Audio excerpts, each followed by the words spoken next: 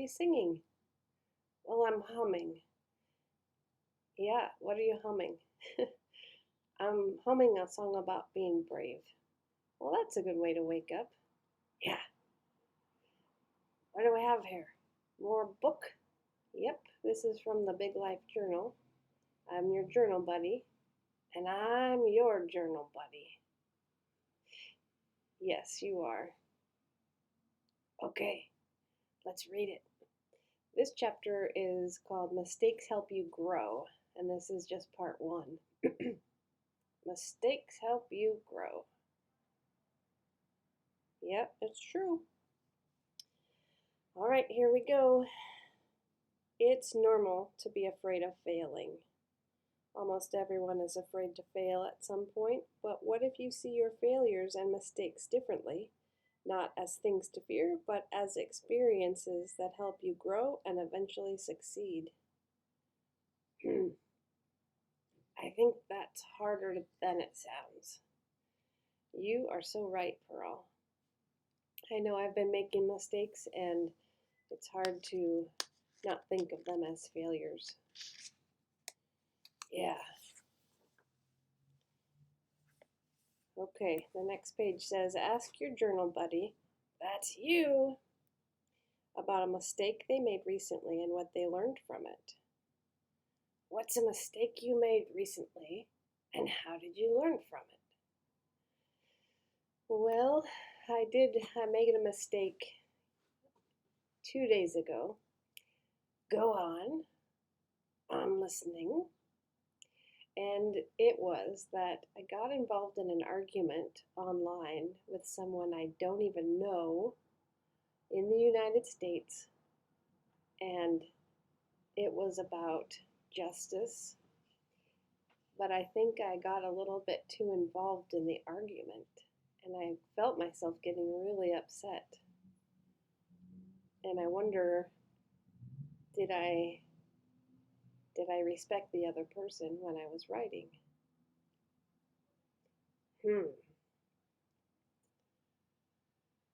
What did you learn from that? Well, I learned that it is important to speak up for people around us who are being mistreated or treated unfairly.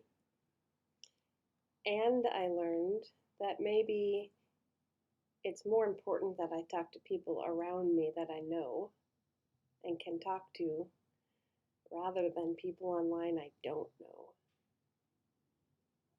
That seems like a good thing to learn. Yeah, I think it was a good lesson. Okay, now it says it's your turn, Pearl. My turn? Well, what do I do? Think about a time when you made a mistake or failed at something. Describe what happened. Well, what comes to mind first is when our friends Tony and Brenda came, and they were bringing a gift of a quilt. And it was so big, they had it in a big plastic crinkly bag. You know how I feel about crinkly bags. Yes.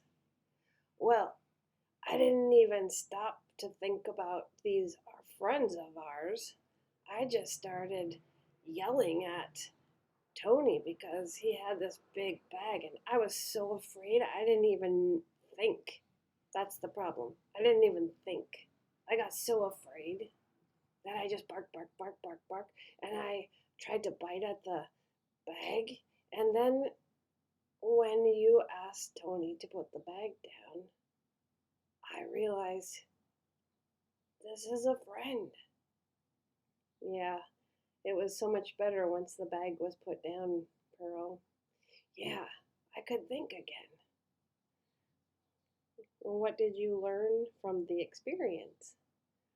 Well, I learned that friends can hold bags, and it's not really that scary. Usually it's something nice inside. Yeah, that's good, Pearl. The page here says, mistakes are proof that you are trying. Mistakes are proof that I am trying. That's a good thing. We should write that all over the wall. Well, maybe we can make a sign. Mistakes are proof that you are trying.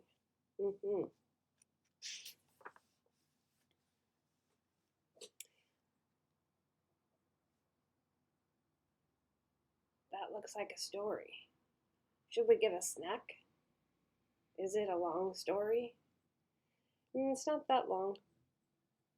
Okay, read on. Can you see the picture? Yeah. How to turn failures into robots. Marita Cheng's love of robotics began with her love of making things. Marita and her older brother made all kinds of arts and crafts from brightly colored paper, cardboard, and felt. When Marita reached high school, she went to an engineering camp where she learned how to build robots out of Lego bricks, shoot water rockets into the sky, and make a mechatronic catapult. Mechatronic catapult. At university, Marita studied mechanical engineering and electronics, also known as mechatronics. She loved learning how to create useful and interesting kinds of robots. She also noticed hardly any other girls were studying alongside her. When she went on to university exchange in London, Marita decided to create Robotics Club for Girls. She arranged the first meeting and welcomed anyone who was interested in robots to come along. On the big day, Marita waited in the cafeteria for everyone to arrive. She waited and waited, but no one showed up. She sat alone at the empty table and cried. Oh, I feel sad for Marita. I would come. I'm not going to give up, Marita thought, and so she tried again. She arranged a new time to meet, and for the second time, no one showed up. Marita knew that to achieve a different result, she had to try a new strategy.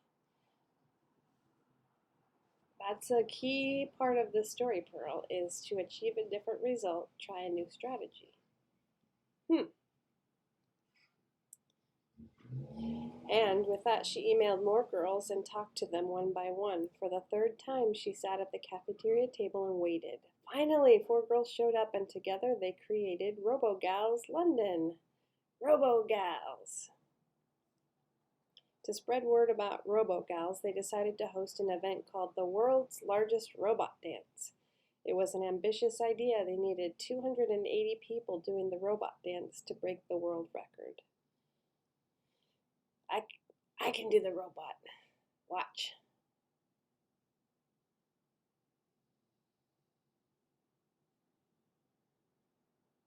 That's pretty good, Pearl.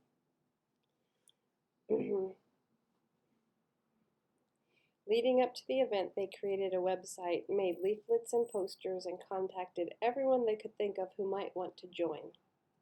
However, on the day of the event, Marita and her 3 friends waited for 45 minutes in the pouring rain, and only one person showed up for the robot dance.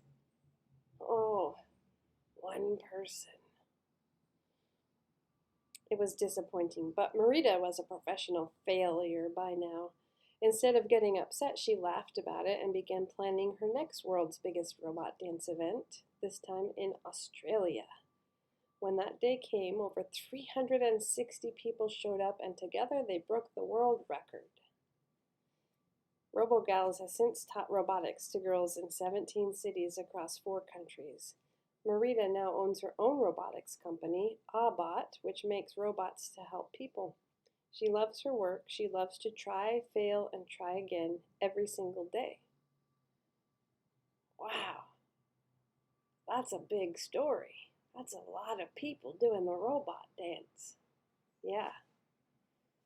Maybe we could have some kind of event where people do a robot dance. Maybe on Zoom. Yeah. Okay, think about a robot you want to create, Pearl. What will it do? Will it clean your room, play with you, or something else? I know exactly what my robot will do. What? My robot will feed me snacks. Anytime I want, I will say, Robot, I'd like some snacks, please. And the robot will give me snacks one at a time. Oh, Pearl, you kind of already have your robot. I do? Yeah, it's me. That's true. But sometimes you don't know when I need a snack. You just put them in my bowl, and that's not as much fun. Yes, but sometimes I put them on your giraffe so you can have a giraffe picnic. That's true. I'd like to have some more giraffe picnics more often. Okay, Pearl. But we could also work on a robot for you. Really? Yeah, that would be fun. Okay, let's get started. Okay.